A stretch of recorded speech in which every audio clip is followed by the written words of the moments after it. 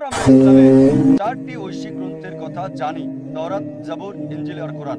তাওরাত হলো সেই ওই গ্রন্থ যা মুসা আলাইহিস সালামের উপর নাজিল হয়েছে। জাবুর হলো সেই ওই গ্রন্থ যা দাউদ আলাইহিস সালামের উপর নাজিল হয়েছে। ইনজিল হলো সেই ওই গ্রন্থ যা দেওয়া হয়েছে নবী সাল্লাল্লাহু আলাইহি সাল্লামকে। আর পবিত্র কোরআন হলো সর্বশেষ এবং চূড়ান্ত বার্তা যা দেওয়া হয়েছে সর্বশেষ বার্তাবাহক নবী মুহাম্মদ সাল্লাল্লাহু আলাইহি সাল্লামকে। যদিও সব ঐশী বাণী সবগুলো গ্রন্থ এসেছে কোরআনের আগে, সেগুলোর আসল রূপে নেই, বদলে গেছে, পরিবর্তন হয়ে গেছে, বদলানো হয়েছে। তারপরও ওই সব গ্রন্থের কিছু অংশ আসল রূপে রয়েছে। তাই যদি যাচাই করে দেখতে চান কোনটা সঠিক আর কোনটা ভুল, ফুরকান দিয়ে করতে হবে। সেটা হচ্ছে পবিত্র কোরআন। যদি কোরআনের সাথে মিলে যায় আমাদের কোনো সমস্যা নেই সেটাকে ঈশ্বরের বাণী বলে মেনে নিতে। অনেক মানুষই আছে যারা হয়তো জানে না বা জ্ঞান নেই কোরআন এবং বাইবেলের। তাহলে কিভাবে আমরা আলাদা করবো কোনটা সঠিক বা কে কাকে রকম করছে? ভালো উপায় হচ্ছে বিজ্ঞানের পরীক্ষা। যদি আমরা এই দুটো গ্রন্থকে বিজ্ঞান দিয়ে পরীক্ষা করি আসল পার্থক্য আলাদা করতে পারবো। যখন আধ্যাত্মিকভাবে চিন্তা করি আমরা জানি যে কোরআন এবং বাইবেল হচ্ছে এক, কিন্তু যদি গবেষণা করে দেখি বা বিশ্লেষণ করলে দেখি অনেক পার্থক্য দুটোর মধ্যে আছে। যখন বাইবেল পড়ি, এটা উল্লেখ আছে বাইবেলের ফার্স্ট বুকে, বুক অফ জেনেসিস অধ্যায় 1, যে সর্বশক্তিমান ঈশ্বর তিনি সৃষ্টি করেছেন স্বর্গ এবং পৃথিবী 6 দিনে। আর এই 6 দিন হলো 24 ঘন্টার দিন। এটা বাইবেলের ভাষায়। কোরআন ও বিশ্ব সৃষ্টির ব্যাপারে বলা হয়েছে সর্বশক্তিমান ঈশ্বর স্বর্গ এবং পৃথিবী সৃষ্টি করেছেন 6টা আইয়ামে। আইয়াম হচ্ছে ইয়ামের বহু বচন। ইয়ামের একটা অর্থ হচ্ছে 24 ঘন্টার দিন, তবে আরেকটা আরবি অর্থ একটা দীর্ঘ সময়, যুগ।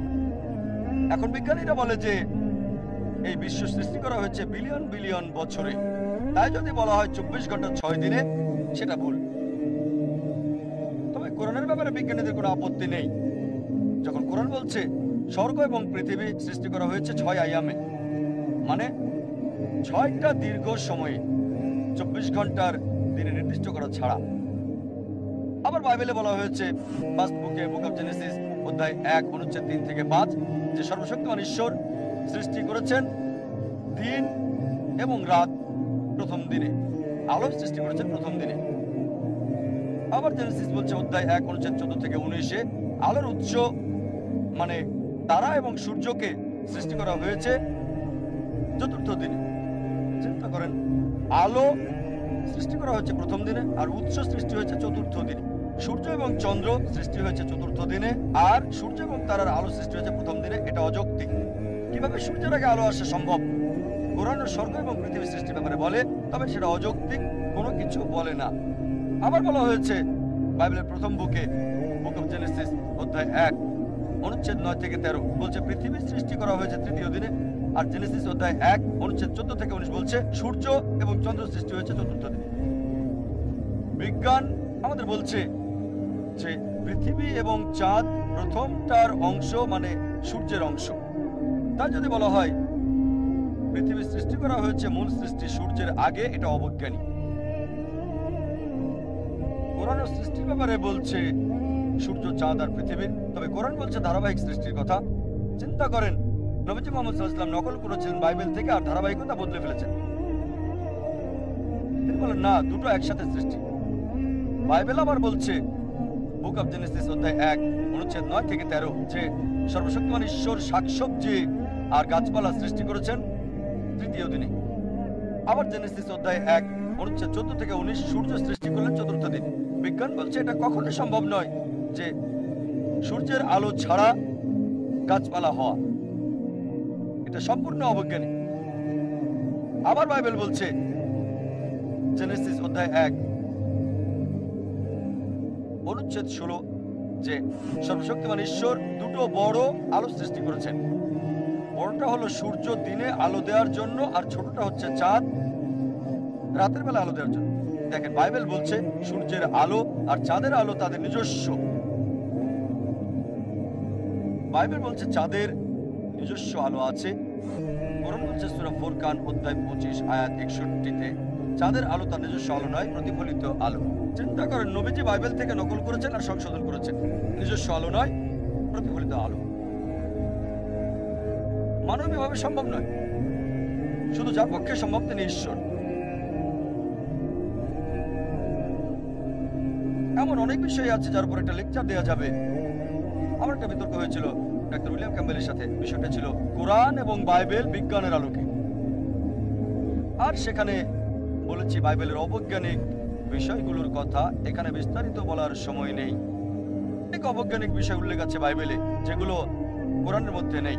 যেমন ধরেন বাইবেল অনুযায়ী আদম আলাইহিস সালাম পৃথিবীতে এসেছিলেন ৫৮,০০০ বছর আগে। বিজ্ঞান আমাদের বলে মানুষের অস্তিত্ব এসেছে লক্ষ লক্ষ বছর আগে। কোরআন আদম আলাইহিস সালাম সম্পর্কে বলে, তবে নির্দিষ্ট কোনো তারিখ নাই। বাইবেল বলছে জেনেসিস অধ্যায় ৬, ৭ আর ৮-এ নূহ আলাইহিস সালাম এবং বন্যা সম্পর্কে বলা হয়েছে পুরো পৃথিবী পানির নিচে ছিল নূহের সময়ে। সেটা আনুমানিক ২১-২২ শতাব্দী বিসি। কোরআন নূহ আলাইহিস সালাম সম্পর্কে বলছে, তবে নির্দিষ্ট তারিখ দেয়নি। এমনকি বন্যা সম্পর্কেও বলছে, তবে বলা হয়েছে নির্দিষ্ট এলাকার বন্যার কথা। শুধু প্লাবিত করেছিল উম্মাকে, মুসা আলাইহিস সালামের অনুসারীদের, পুরো পৃথিবীকে নয়। এখন পুরাতত্ত্বের চিহ্ন আমাদের বলছে মিশরের ১১ রাজা এবং ব্যাবিলনের ৩য় রাজা শাসন ক্ষমতায় ছিলেন একটানা ২১ এবং ২২ খ্রিস্টপূর্ব পর্যন্ত। তাই পুরাণিক তত্ত্ব বলছে যে বাইবেলে যা বলা হয়েছে তা সম্পূর্ণ ভুল। এমন অনেক উদাহরণ আছে, শতটা বলতে পারেন, সব বলার সময় নেই। সুতরাং অবশ্যই এই কোরআন বাইবেল থেকে নকল করা হয়নি, কোনো মানুষ রচনা করেনি। যা কোরআনে বলা হয়েছে সূরা সাজদা অধ্যায় ৩২ আয়াত ১-২ বলা হয়েছে তারা বলে সে তা রচনা করেছে। না, এটা তাদের প্রভুর নিকট থেকে সত্য, যাতে সে মানুষকে উপদেশ দিতে পারে যাদের কাছে আগে কোনো সতর্ককারী আসেনি। তাই আমরা সন্দেহাতীতভাবে বলতে পারি নবী মুহাম্মদ সাল্লাল্লাহু আলাইহি ওয়াসাল্লাম এই কোরআন রচনাও করেননি। তিনি নকল বা চুরি বা অন্য কোনো উৎস থেকে শিখেও আসেননি। এছাড়াও আমরা জানি পবিত্র কোরআন অন্যান্য ধর্মগ্রন্থের মতো না, বা অন্যান্য গল্পের বইয়ের মতো না যেগুলো মানুষে লিখেছে, যেগুলো নির্দিষ্ট শুরু রয়েছে। কোনো এক সময় শেয়াল আর আঙ্গুর, কোনো সময় নেকড়ে আর খরগোশ। যেমন বাইবেল বলছে শুরুতে ছিলেন ঈশ্বর। শুরুতে শব্দটা ছিল টিপিক্যাল। প্রত্যেক গল্পের বইয়ের ধারাবাহিকতা আছে।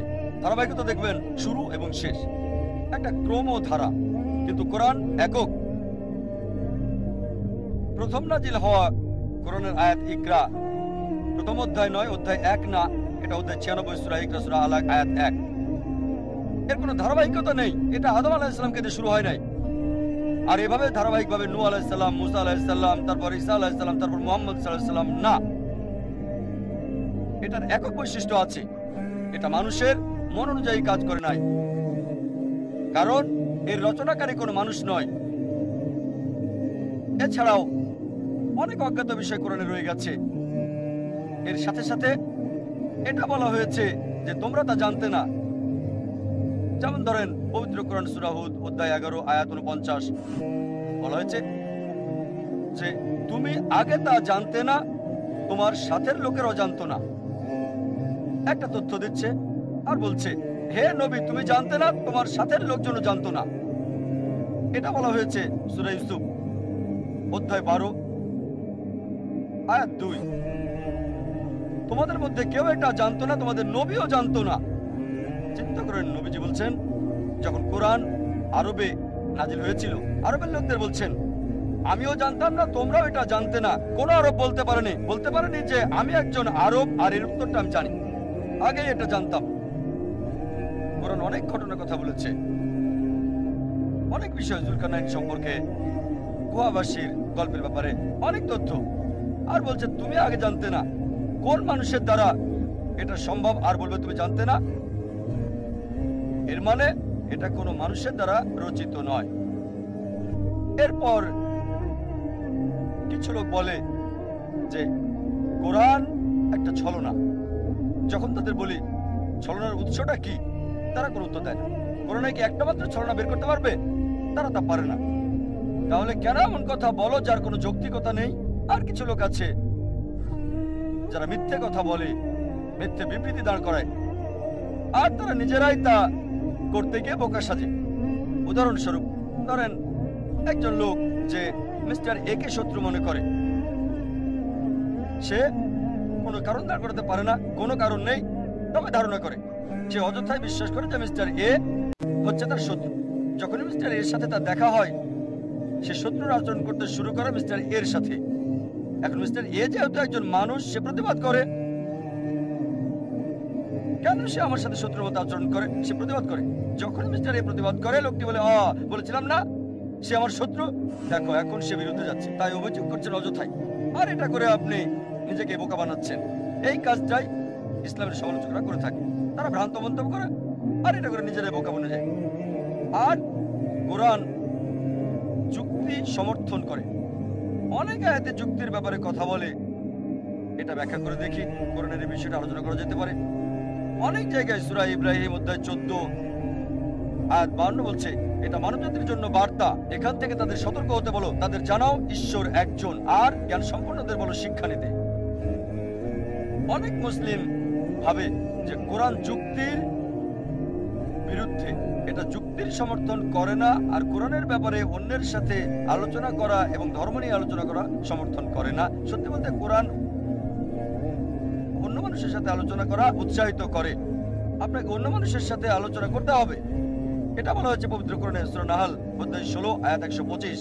উদউ ইলা সাবিলি রাব্বিকা বিল হিকমা ওয়াল মাউযিজাতিল হাসানা ওয়াজাদিলুম বিল্লাতি আহসান। মানুষকে ডাকো তোমার প্রভুর দিকে জ্ঞান আর সুন্দর আচরণ দ্বারা, তাদের সাথে তর্ক করো, তাদের যুক্তি দেখাও ভালো আর উত্তম পন্থায়। কোরআন উৎসাহিত করে যুক্তি এবং তর্ক আর আলোচনার, তবে অবশ্যই তা জ্ঞান এবং সুন্নাহ দিয়ে, সবচেয়ে ভালো আর উত্তম পন্থায়। নিঃশেষিত আর বিকল্প বলে একটা বিষয় আছে, একটা তত্ত্ব আছে নিঃশেষিত আর বিকল্প নামে। কোরআন বলছে এটা ঈশ্বর থেকে। যদি তুমি বিশ্বাস না করো তাহলে বলো কোথা থেকে, এটা কোথা থেকে এসেছে। আর কোরআন বলছে এই বই ঈশ্বরের পক্ষ হতে, এই বই আল্লাহর কাছ থেকে। যদি তুমি না মানো তাহলে আমাকে উত্তর বলো। তখন কেউ হয়তো বলবে নবীজি মুহাম্মদ সাল্লাল্লাহু আলাইহি ওয়াসাল্লাম কোরআন লিখেছিলেন। আমরা শুরুতে দেখেছি তিনি লেখেননি, মিথ্যে বলেছে। কেন মিথ্যে বলেছে? পার্থিব স্বার্থে আমরা দেখিয়েছি এটা অসম্ভব। হতে পারে ক্ষমতা আর খ্যাতির জন্য আমরা দেখেছি অসম্ভব, হতে পারে আরবের রক্ষার জন্য আমরা দেখেছি সম্ভব না। কেউ হয়তো বলবে ঠিক আছে করেছিল নৈতিক পুনর্গঠনের জন্য, এটা প্রমাণ করেছি সম্ভব না। ধরুন ধরুন তিনি বাইবেল থেকে নকল করেছিলেন, আমরা প্রমাণ করেছি ভুল। অনুমান, যখন আপনার সব অনুমানই মিথ্যা প্রমাণ হয়েছে, তার মানে কোরআন আপনার শুনতে হবে, সম্মান করতে হবে, এটা আপনাকে বিশ্বাস করতে হবে যে এটা সর্বশক্তিমান ঈশ্বরের পক্ষ হতে। কোরআন অনেক জায়গায় বলেছে যে এই বই, এই বাণী আল্লাহ সুবহানাহু ওয়া তাআলার। যেমন সূরা জাসিয়া অধ্যায় 45 আয়াত 1 এবং 2 বলা হয়েছে হামিম তানজিলুল কিতাব মিনাল্লাহি আজিজুল হাকীম। মানে এটা হচ্ছে ঐশী গ্রন্থ এই পৃথিবীর মালিকের পক্ষ হতে, সর্বশক্তিমান এবং সর্বজ্ঞ। কোরআন অনেক জায়গায় বলেছে যে এই বই হলো সর্বশক্তিমান ঈশ্বরের।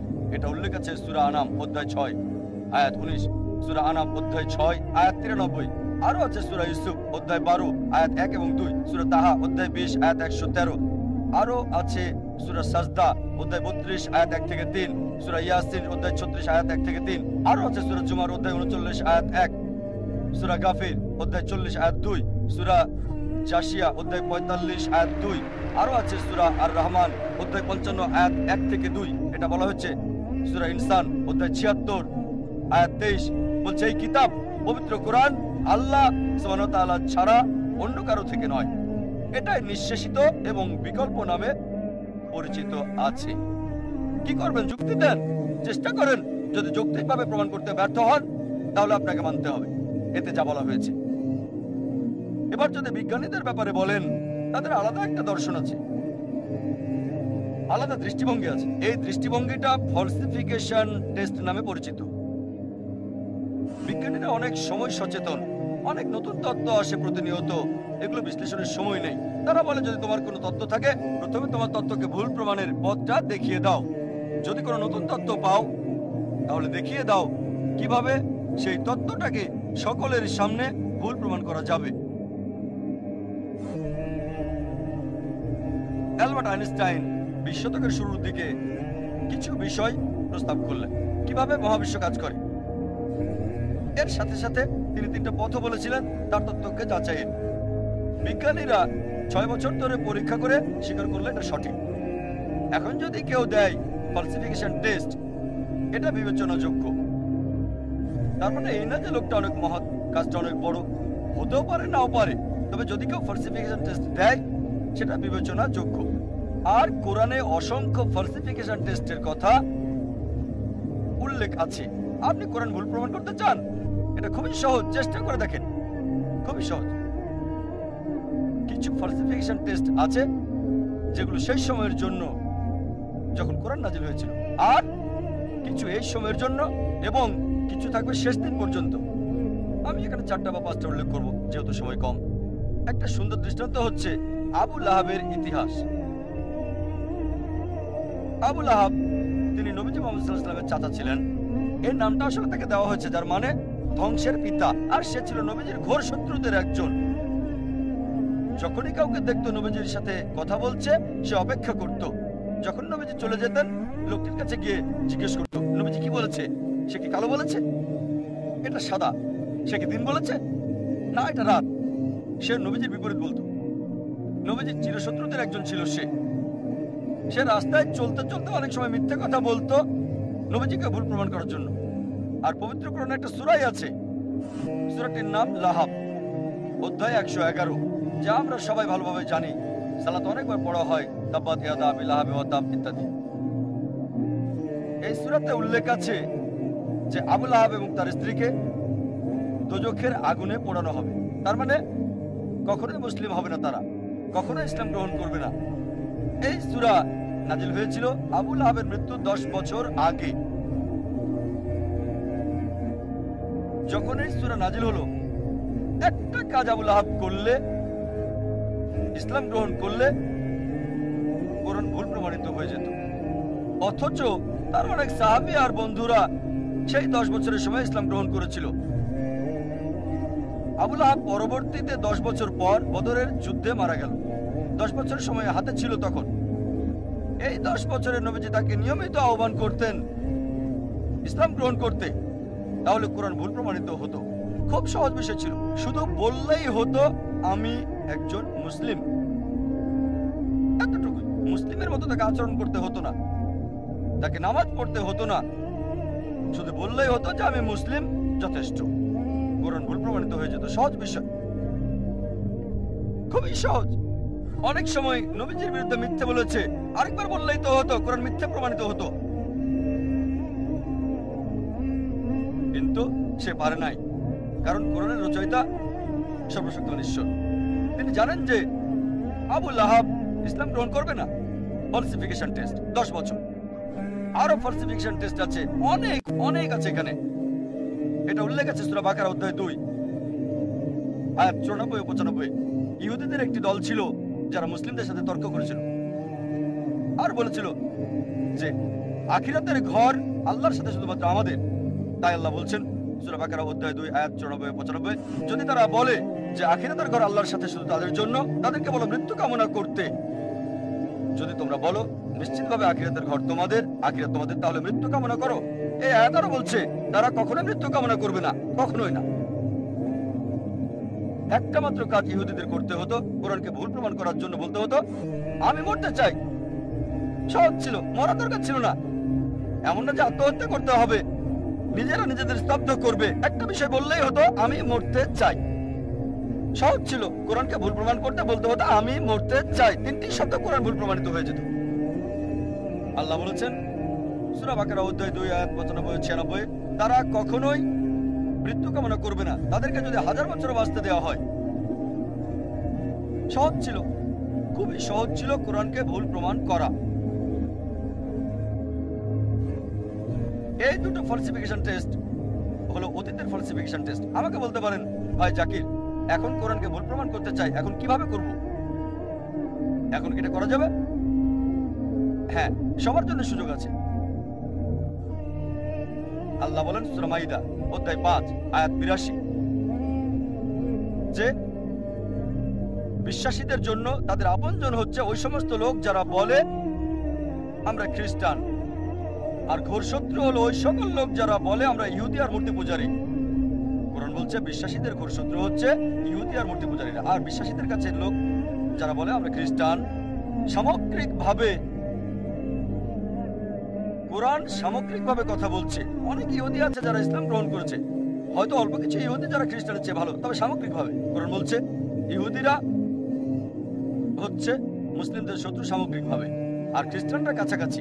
একমাত্র বিষয় কোরআনকে ভুল প্রমাণ করার জন্য পৃথিবীর সব ইহুদিরা একত্রিত হয়ে যদি বলতে পারে ঠিক আছে চলো আমরা মুসলিমদের প্রতি ভালো হয়ে যাই, কয়েক বছরের জন্য খ্রিস্টানদের চেয়ে ভালো হবে, কোরআন ভুল প্রমাণিত হবে, খুব সহজ।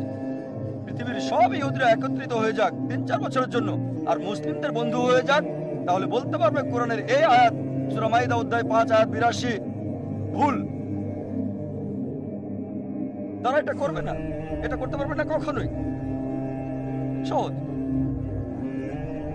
আরো ফালসিফিকেশন টেস্ট রয়েছে। হয়তো বলবেন যে আমি ইহুদি না, তাহলে কিভাবে প্রমাণ করবো যে কোরআন ভুল?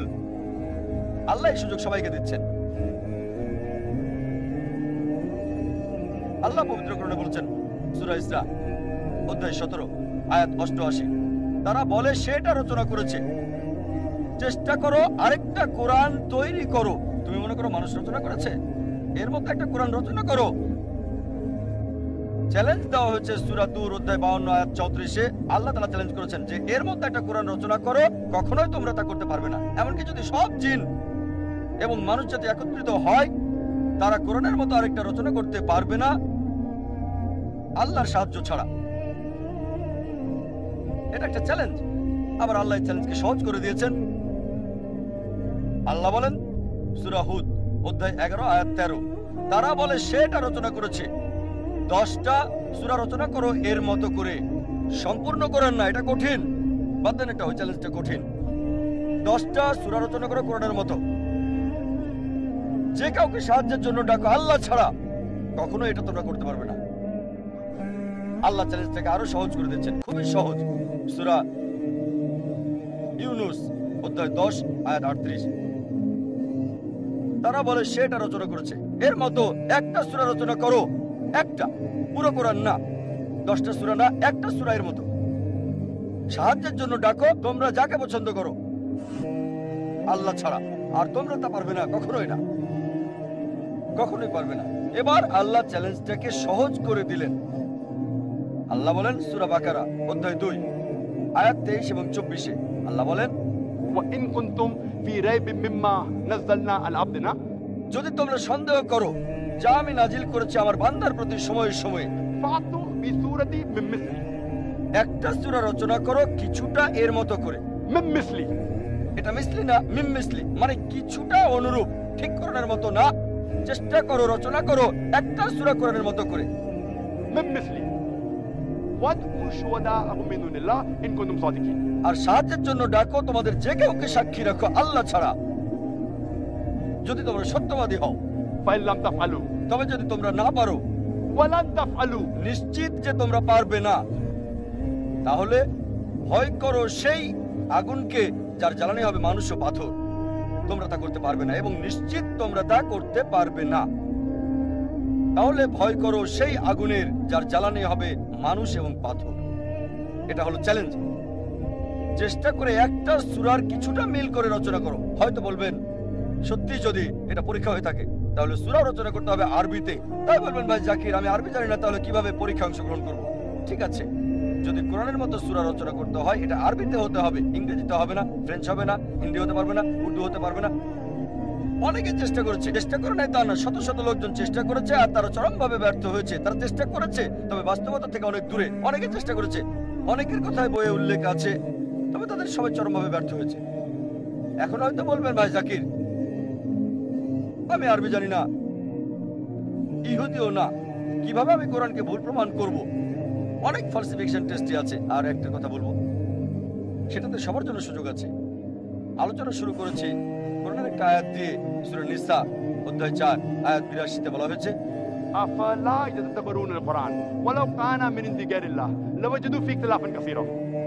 তারা কি কোরআন নিয়ে ভাবে না আল্লাহ ছাড়া যদি অন্য কারো কাছ থেকে আসতো, অন্য কারো কাছ থেকে সর্বশক্তিমান ছাড়া, তাতে অনেক অসঙ্গতি পাওয়া যেত। তাই যদি কোরআনকে ভুল প্রমাণ করতে চান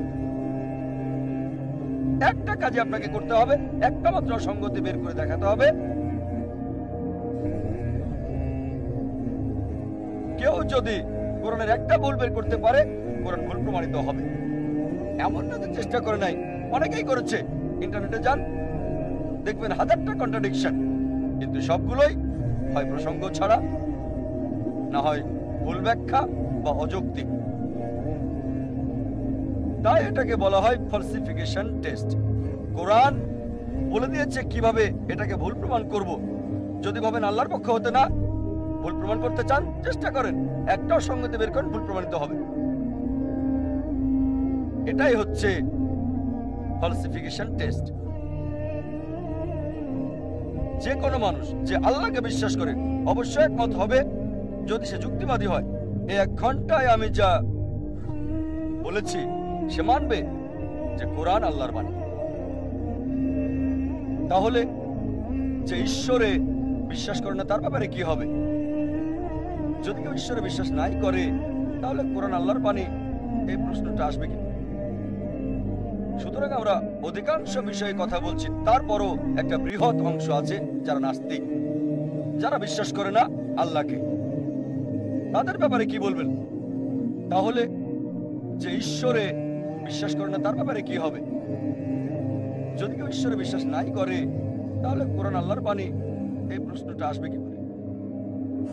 সুতরাং আমরা অধিকাংশ বিষয়ে কথা বলছি, তারপরও একটা বৃহৎ অংশ আছে যারা নাস্তিক, যারা বিশ্বাস করে না আল্লাহকে।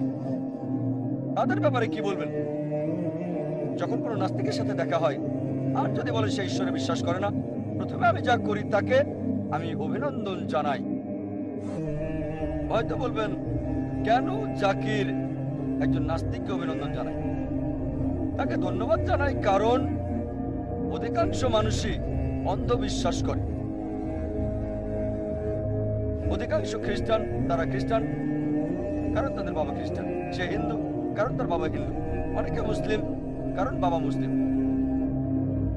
তারা চিন্তা করে দেখে না এই নাস্তিক চিন্তা করেছে। হতে পারে সে ধর্মীয় পরিবার থেকে এসেছে, হয়তো একমত না তার পিতামাতা যে ঈশ্বরের উপাসনা করছে ঈশ্বর হওয়ার যোগ্য না। এজন্য আমি ধন্যবাদ জানাই একজন নাস্তিককে, কারণ সে ইসলামিক শাহাদার প্রথম অংশ স্বীকার করেছে, সেটা লা ইলাহা, কোনো ইলা নাই। আমাকে যেটা করতে হবে তার সামনে প্রমাণ করতে হবে ইল্লাল্লাহ, আল্লাহ ছাড়া, যা আমি করবো ইনশাআল্লাহ। অন্য মুসলিমদের ক্ষেত্রে, অন্য মুসলিমদের কাছে প্রথমে আমাকে প্রমাণ করতে হবে সে নকল ঈশ্বরের উপাসনা করছে। তাই অর্ধেকটা কাজ আমার হয়ে গেছে, এটা প্রমাণ করতে হবে যে নকল ঈশ্বরের উপাসনা করছে। এখানে অর্ধেকটা কাজ হয়ে গেছে লা ইলাহা। আমাকে শুধু বলাতে হবে ইল্লাল্লাহ, তারপর মুহাম্মদ রাসূলুল্লাহ, অর্থাৎ আল্লাহ এবং মুহাম্মদ সাল্লাল্লাহু আলাইহি ওয়াসাল্লাম আল্লাহর রাসূল। এই নাস্তিক ঈশ্বরকে প্রত্যাখ্যান করছে কারণ ঈশ্বর সম্পর্কে তার ভুল ধারণা আছে। এখন কেউ যদি বলে আমি ঈশ্বরে বিশ্বাস করি না, প্রথমে তাকে বলবো ঈশ্বরের সংজ্ঞাটা কি। কেউ কোনো কিছু প্রত্যাখ্যান করলে সেটা সম্পর্কে জানতে হবে। যেমন ধরেন, যদি বলি এটা একটা কলম, আপনি যদি বলেন এটা কলম না, তাহলে কলমের সংজ্ঞা জানতে হবে। যদি কলমের সংজ্ঞাটা না জানেন, বলতে পারবেন না এটা কলম না। এখন পরিষ্কার? আমার সাথে একমত কিনা? আমি যদি বলি এটা কলম, আপনি যদি বলেন কলম না, তাহলে আপনাকে কলমের সংজ্ঞাটা জানতে হবে, অন্যথায় এটা কলম না, এটা বলা অযৌক্তিক। একজন চালাক লোক বলল, না ভাই জাকির, আমি ওই বিষয়টা জানি, যদিও আমি কলমের সংজ্ঞা জানি না, আমি বলতে পারি এটা কলম না, আমি জানি এটা বই। তাহলে কেন কলমের সংজ্ঞা জানতে হবে? আমি বলি ঠিক আছে, আপনি কি বইটা সম্পর্কে জানেন? বললো হ্যাঁ। আমি বলি এটা একটা কিতাব। সে বললো এটা কিতাব না। সে বইয়ের সংজ্ঞা জানে, কিতাবের সংজ্ঞাটা জানে না। কিতাব আরবি শব্দ, আর বাংলায় হচ্ছে বই। যদি আমি বলি এটা কলম, আসলে কলমের সংজ্ঞাটা জানা জরুরি, এটা কি সেটা জানার চেয়ে।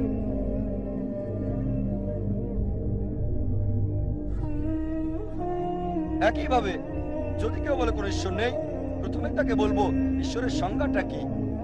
তারা সংজ্ঞা দেয় যা দেখে তার ভিত্তিতে ঈশ্বর মিথ্যে কথা বলে। ঈশ্বরকে পরাজিত করা যায়, ঈশ্বরকে হত্যা করা যায়। তাই যখন ঈশ্বরের এই গল্পগুলো মিথ্যা, ঈশ্বরকে পরাজিত করা যায়, ঈশ্বরকে হত্যা করা যায়, ঈশ্বর মরতে পারে, ঈশ্বরের খাবার প্রয়োজন হয়, তখন ঈশ্বরকে প্রত্যাখ্যান করে। এই প্রত্যাখ্যান করে কারা? তারা মিথ্যা ঈশ্বরকে প্রত্যাখ্যান করছে, লা ইলাহা। একইভাবে কেউ যদি বিশ্বাস করে ইসলাম হলো সন্ত্রাসবাদের ধর্ম, ইসলাম হলো নিষ্ঠুর ধর্ম, ইসলাম অবৈজ্ঞানিক ধর্ম, ইসলাম এমন একটা ধর্ম যা নারীকে অধিকার দেয় না, আর সে ইসলামকে প্রত্যাখ্যান করছে, তাহলে তো আমিও প্রত্যাখ্যান করবো এমন ইসলাম। কারণ আমি জানি ইসলাম একটা দয়ার ধর্ম, ইসলাম বৈজ্ঞানিক ধর্ম, ইসলাম মানবাধিকার দেয়, ইসলাম নারীর অধিকার দেয়। আমি কি করব? আমি বলবো তুমি যে ইসলাম দেখেছো তা প্রত্যাখ্যান করা উচিত, তবে আসল ইসলাম হচ্ছে, আমি তার সামনে সত্য ইসলাম তুলে ধরবো। একইভাবে যখন এই লোকগুলো মিথ্যা ঈশ্বরকে প্রত্যাখ্যান করছে, তখন তাদের সামনে আমাদেরকে তুলে ধরতে হবে সত্য ঈশ্বরের ধারণা আর সর্বশক্তিমান আল্লাহ সুবহানাহু ওয়া তাআলার সংজ্ঞা কোরআনে দেওয়া হয়েছে। এটা সূরা ইখলাস অধ্যায় 112 আয়াত 1 থেকে 4 বলা হয়েছে, কুল হুয়াল্লাহু আহাদ, বলো তিনি আল্লাহ এক, অদ্বিতীয়। আল্লাহুস সামাদ, আল্লাহ স্বয়ং সম্পূর্ণ এবং চিরস্থায়ী। লাম ইয়ালিদ ওয়া লাম ইউলাদ, তিনি কাউকে জন্ম দেননি, কখনো জন্ম নেননি, ওয়া লাম ইয়াকুল লাহু কুফুয়ান আহাদ, এবং কোনো কিছুই তার মতো না। এটা হলো 4 লাইনের সংজ্ঞা আল্লাহ সুবহানাহু ওয়া তাআলার। কেউ যদি বলে যে এই লোক ঈশ্বর, যদি ওই ব্যক্তি 4 লাইনের সংজ্ঞার সাথে মিলে যায়, আমাদের মুসলিমদের কোনো আপত্তি থাকবে না তাকে ঈশ্বর হিসেবে মানতে। প্রথম হচ্ছে কুল হুয়াল্লাহু আহাদ, বলো তিনি আল্লাহ এক, অদ্বিতীয়। দ্বিতীয় হচ্ছে আল্লাহুস সামাদ, আল্লাহ স্বয়ং সম্পূর্ণ চিরস্থায়ী, লাম ইয়ালিদ ওয়া লাম ইউলাদ, তিনি কাউকে জন্ম দেননি, কখনো জন্ম ওয়া লাম নেননি, ইয়াকুল লাহু কুফুয়ান আহাদ। কোনো কিছু তার মতো না। অনেকেই আছে যারা বলে যে রজনীশ সর্বশক্তিমান ঈশ্বর। চলুন ভগবান রজনীশকে সূরা ইখলাস দিয়ে পরীক্ষা করি। এক লোক আমাকে বললো প্রশ্নোত্তর পর্বে যে ভাই জাকির, আমরা হিন্দুরা বিশ্বাস করি না ভগবান রজনীশ ঈশ্বর। আমি কখনোই বলিনি যে হিন্দুরা বিশ্বাস করে ভগবান রজনীশ ঈশ্বর ছিলেন। আমি হিন্দু ধর্মগ্রন্থ পড়েছি, তাদের গ্রন্থে কোথাও বলেনি ভগবান রজনীশ ঈশ্বর। আমি বলেছি কিছু মানুষ বিশ্বাস করে ভগবান রজনীশ ঈশ্বর। চলুন তাকে সূরা ইখলাস দিয়ে আমরা পরীক্ষা করে দেখি। প্রথম হচ্ছে কুল হুয়াল্লাহু আহাদ, বলো তিনি আল্লাহ এক এবং অদ্বিতীয়। ভগবান রজনীশ কি একক ছিল? সে কি একাই নিজেকে ঈশ্বর দাবি করেছিল? শত শত আছে যারা ঈশ্বর দাবি করেছিল। শুধু এই দেশে হাজার হাজার লোক নিজেকে ঈশ্বর দাবি করেছিল। সে একক না। রজনীশ ভক্তরা হয়তো বলবে না একক ছিল, সে ইউনিক। চলুন দ্বিতীয় পরীক্ষায় যায়। আল্লাহুস সামাদ, আল্লাহ স্বয়ং সম্পূর্ণ চিরস্থায়ী। রজনীশ কি স্বয়ং সম্পূর্ণ এবং চিরস্থায়ী ছিল? আমরা রজনীশের জীবনী পড়লে জানতে পারি সে বলেছে তার অসুখ ছিল হাঁপানি, পিঠের ব্যথা, ডায়াবেটিস মেলাইটিস। চিন্তা করেন সর্বশক্তিমান ঈশ্বর হাঁপানিতে ভোগে, পিঠের ব্যথা, ডায়াবেটিস মেলাইটিসে ভোগে। তৃতীয় পরীক্ষা হচ্ছে লাম ইয়ালিদ ওয়া লাম ইউলাদ, তিনি কাউকে জন্ম দেননি, জন্ম নেননি। আমরা জানি ভগবান রজনীশ জন্মগ্রহণ করে মধ্যপ্রদেশে। পরবর্তীতে 1981 সালে আমেরিকায় চলে যায় আর হাজার হাজার আমেরিকান ভক্ত তৈরি করে এবং অরিগন প্রদেশে নিজের গ্রাম তৈরি করে যার নাম রজনীশপুরম। পরবর্তীতে আমেরিকার সরকার তাকে গ্রেপ্তার করে জেলে প্রেরণ করল। রজনীশ অভিযোগ করল যে আমেরিকার সরকার তাকে স্লো পয়জনিং করেছে জেলখানায়। চিন্তা করেন সর্বশক্তিমান ঈশ্বরকে স্লো পয়জন করা হয়। পরবর্তীতে আমেরিকার সরকার তাকে দেশ থেকে বের করে দিলে সে ভারতে ফিরে আসে আর পুনাতে বসবাস শুরু করে। সেখানে তার আশ্রম আছে, নাম অশোক কমিউন। আপনারা সেখানে গেলে দেখবেন, যদি তার সমাধিতে যান সেখানে দেখবেন লেখা আছে ভগবান রজনীশ অবশ্য কখনো জন্মাননি, কখনো মরেননি, তবে পৃথিবী ভ্রমণ করেছিলেন 11 ডিসেম্বর 1931 থেকে 19 জানুয়ারি 1990 পর্যন্ত। কখনো জন্মাননি, কখনো মরেননি, তবে পৃথিবী ভ্রমণ করেছিলেন 11 ডিসেম্বর 1931 থেকে 19 জানুয়ারি 1990 পর্যন্ত।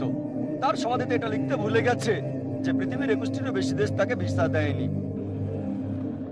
সর্বশক্তিমান ঈশ্বর পৃথিবী ভ্রমণ করতে আসছেন আর তার ভিসা লাগে। আর গ্রিসের আর্ট বিশপ বলেছেন যদি তোমরা রজনীশকে দেশ থেকে না তাড়াও তাহলে তার বাড়ি এবং তার অনুসারীদের বাড়ি পুড়িয়ে দেব। শেষ পরীক্ষা, ওয়া লাম ইয়াকুল লাহু কুফুয়ান আহাদ, তার মতো আর কিছুই নাই। আর এটা এমন পরীক্ষা সর্বশক্তিমান আল্লাহ ছাড়া কেউ পাশ করতে পারবে না। যখনই সর্বশক্তিমান আল্লাহকে কোনো কিছুর সাথে তুলনা করবেন, কোনো কিছুর সাথে সে আর আল্লাহ না, ولم يكن له كفوا أحد. কোনো কিছুই তার মতো না।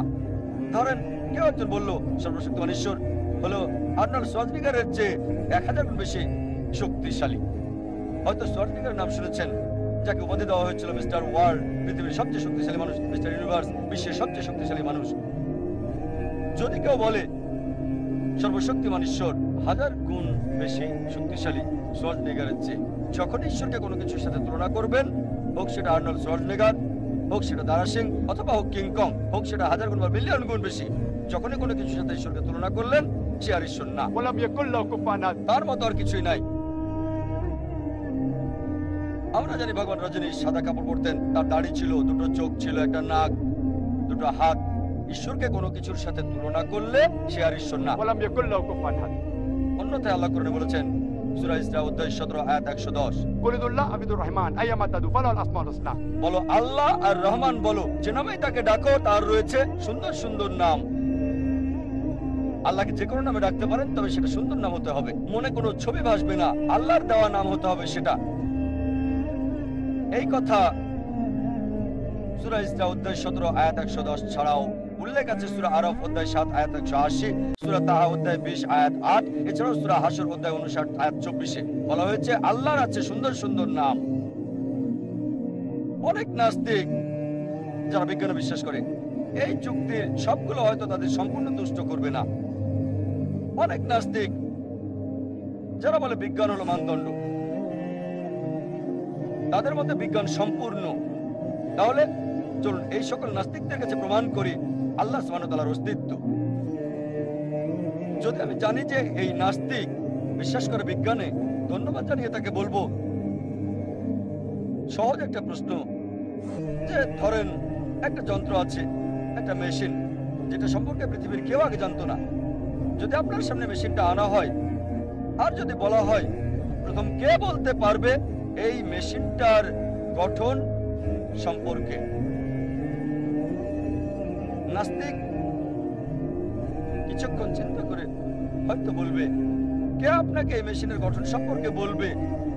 পৃথিবীর কেউ আগে এই মেশিনটা দেখেনি, পৃথিবীর কেউ এটা সম্পর্কে জানে না। সে আপনাকে বলবে মেশিনের সৃষ্টিকারী, বা বলবে মেশিনের স্রষ্টা, হয়তো বলবে আবিষ্কারক বা উৎপাদনকারী অথবা ম্যানুফ্যাকচারার। সে যাই বলুক তা কিছুটা একই রকম হবে, হয় স্রষ্টা, ম্যানুফ্যাকচারার, উৎপাদনকারী, সৃষ্টিকারী, আবিষ্কারক, একই কথা। এই উত্তরটা মনে রাখুন। সৃষ্টিকারীকে স্রষ্টা। যদি বলে অন্য কারোর কাছে বা গবেষণাকারীর কাছে বললে হয়তো জানতে পারবে, সেটা পরের বিষয়। আপনি নাস্তিককে বলেন যে এই মহাবিশ্ব কিভাবে অস্তিত্বে আসলো, সে হয়তো বলবে এটা ছিল প্রথমে একটা ঘোলাটে আচ্ছাদন, তারপর দ্বিতীয় বিভক্তি হচ্ছে বিগ ব্যাং, যার দ্বারা জন্ম হলো তারা, চাঁদ, সূর্য এবং পৃথিবী যেখানে বাস করছে। এটা সে বিগ ব্যাং বলে। তাকে জিজ্ঞেস করে কখন তুমি জানলে পৃথিবীর সৃষ্টি, বিগ ব্যাং এর ব্যাপারে? হয়তো বলবে প্রায় 50 বছর আগে, 40 বছর আগে। এই বিষয়টা যা তুমি বলছো বিগ ব্যাং এর ব্যাপারে, এটা কোরআন বলছে 1400 বছর আগে। সূরা আম্বিয়া অধ্যায় 21 আয়াত 30 আল্লাহ তাআলা বলেছেন, أولم ير الذين كفروا অবিশ্বাসের কি দেখে না أن السماوات والأرض كانت رتقا ففتقناهما. যে আকাশমণ্ডলী ও পৃথিবী একত্রিত ছিল, বিস্ফোরণের মাধ্যমে পৃথক করেছি। আপনি বিগ ব্যাং সম্পর্কে যা বলছেন এই কথা কোরআনে বলেছে 1400 বছর আগে। কোরআনে এসব কথা কে বলেছে? সে বলবে হতে পারে এটা ধারণা বা কেউ লিখেছিল, সমস্যা নেই, তর্ক করছি না। পরের প্রশ্নে যাই, পৃথিবীর আকৃতি কি? আপনাকে বলবে লোকজন আগে ভাবতো যে পৃথিবী চ্যাপ্টা, আর 1577 সালে স্যার ফ্রান্সিস ড্রেক পুরো পৃথিবী ভ্রমণ করেছিলেন আর প্রমাণ করেছিলেন যে পৃথিবী গোলাকার। আপনি তাকে বলুন, কোরআন বলছে সূরা নাজিয়াত অধ্যায় 79 আয়াত 30, والأرض بعد ذلك دحاها. আমি পৃথিবীকে ডিম্বাকৃতি করে বানিয়েছি। আরবি শব্দ দাহাহা এর একটা মানে হচ্ছে প্রসারণ, পৃথিবী প্রসারিত। আরেকটা অর্থ যার মূল শব্দ এসেছে আরবি দুইয়া থেকে, যার অর্থ একটা ডিম। আর আমরা এখন জানি যে পৃথিবী পুরোপুরি বলের মতো গোলাকার না, পোল থেকে কিছুটা চ্যাপ্টা আর কেন্দ্র থেকে কিছুটা সরু। এটা হচ্ছে ভূগোলাকৃতির, কিছুটা ডিমের মতো। আর আরবি শব্দ দুইয়া স্বাভাবিক ডিমকে বোঝায় না, এটা বিশেষ করে উট পাখির ডিমকে বোঝায়। যদি উট পাখির ডিমের আকৃতি দেখে থাকেন ডিমটা আবার হয় ভূগোলাকৃতির। চিন্তা করেন, কোরআন 1400 বছর আগে বলেছে পৃথিবীর এই আকৃতির কথা। কে এটা বলেছে? সে আপনাকে বলবে আপনাদের নবী মুহাম্মদ সাল্লাল্লাহু আলাইহি সাল্লাম খুব জ্ঞানী লোক ছিলেন। তর্ক করছিলেন। আবার বলছি, চাঁদের আলো তার নিজস্ব আলো নাকি প্রতিফলিত আলো? নাস্তিক আপনাকে বলবে আগে ভাবতাম যে চাঁদের আলো নিজস্ব আলো, কিন্তু এখন আমরা জানি চাঁদের আলো তার নিজস্ব আলো না, এটা প্রতিফলিত আলো। কখন তুমি জানলে? সে বলবে আমরা জেনেছি সেদিন, 50 বছর আগে, 100 বছর আগে, 200 বছর আগে। কোরআন বলছে 1400 বছর আগে। সূরা ফুরকান অধ্যায় 25 আয়াত 61। যে প্রশংসা তার, যিনি আকাশে তারকারাজি স্থাপন করেছেন, তার মধ্যে সূর্য, শামস, যার নিজস্ব আলো আছে, আর চাঁদ যা ধার করা আলো। সূর্যের আরবি শব্দ হচ্ছে শামস। এর আলোকে আরো বলা হয় সিরাজ ওয়াহাজ, মানে টর্চ বা জ্বলন্ত বাতি। চাঁদকে আরবিতে বলা হয় কামার। এর আলোকে বলা হয় মুনির বা নূর। মুনির মানে ধার করা আলো, আর নূর মানে প্রতিফলিত আলো। চাঁদের আলোকে কোথাও বলা হয় না ওয়াহাজ বা সিরাজ, সব সময় বলা হয় নূর বা মুনির, ধার করা আলো বা প্রতিফলিত আলো। 1400 বছর আগে কে কোরআনে এসব কথা বলেছে? দেখবেন থেমে যাবে। উত্তর অপেক্ষা করবেন না, বলে যান। যখন আমি স্কুলে ছিলাম তখন শিখেছি যে সূর্য ঘোরে, তবে এটা স্থির, এর নিজস্ব কক্ষে নয়। কোরআন বলছে সূরা আম্বিয়া অধ্যায় 21 আয়াত 33, هو الذي خلق الليل والنهار আল্লাহ সৃষ্টি করেছেন রাত এবং দিন, والشمس والقمر সূর্য এবং চন্দ্র। كل في فلك يسبحون। প্রত্যেকে আপন কক্ষপথে ঘুরছে। আরবি শব্দ ইয়াসবাহুন মানে চলন্ত দেহের গতি। যদি এটা সৌরজগৎকে বোঝায়, তার মানে সূর্য এবং চন্দ্র আবর্তন ছাড়াও ঘুরছে তার নিজস্ব কক্ষপথে। এখন বিজ্ঞান আমাদের বলে যে সূর্যের প্রায় 25 দিন সময় লাগে একবার ঘুরে আসতে। চিন্তা করেন, স্কুলে যা শিখেছি, স্কুল শেষ করেছি 1982 সালে, সূর্য স্থির। 1400 বছর আগে কোরআন বলেছে সূর্য ঘোরে। আমার বিজ্ঞান বইয়ে আছে সূর্য স্থির। এখন জানা গেছে যে সূর্য ঘোরে, তাকে জিজ্ঞেস করেন কে এই সব বলেছে। দেখুন চুপ করে থাকবে। কিছু সমালোচক হয়তো বলবে এটা তেমন কিছু না যে কোরআন জ্যোতির্বিদ্যা সম্পর্কে বলছে, কারণ আরবরা জ্যোতির্বিদ্যায় খুবই উন্নত ছিল। আমি মানি যে আরবরা জ্যোতির্বিদ্যায় পারদর্শী ছিল, তবে এটা মনে করে দিচ্ছি যে কোরআন নাজিলের 100 বছর পরের ঘটনা। আরবরা জ্যোতির্বিদ্যায় পারদর্শী ছিল, সুতরাং তারা জ্যোতির্বিদ্যা শিখেছিল কোরআন থেকে, অন্য কোনো উৎস থেকে নয়। পানিচক্রের ব্যাপারে যখন নাস্তিককে বলবেন, তাকে পানিচক্রের ব্যাপারে বলেন, সে বলবে যে পানি বাষ্প হয় সমুদ্র থেকে, তারপর মেঘ হয়, মেঘ আকাশে ভেসে বেড়ায় আর বৃষ্টি হয়ে পড়ে, এভাবে পানি আবার পুনর্স্থাপিত হয়। তাকে জিজ্ঞেস করেন কখন তুমি জানলে? সে আপনাকে বলবে 1580 সালে, যখন স্যার বার্নার্ড প্যালিসি পানিচক্রের ব্যাপারে কথা বলেন প্রথমবারের মতো 1580 সালে। আবার বলেন যা তুমি 1580 সালে জেনেছো, মাত্র 100 বছর আগে। কোরআন বলেছে 1400 বছর আগে। কোরআন বলছে পানি সমুদ্র থেকে বাষ্প হয়, মেঘে পরিণত হয়, মেঘ আকাশে ভেসে বেড়ায়, আবার বৃষ্টির রূপে পতিত হয়, তারপর পানি জমা হয়। পানি চক্রের ব্যাপারে কোরআনে বলা হয়েছে বিস্তারিতভাবে অনেক জায়গায়।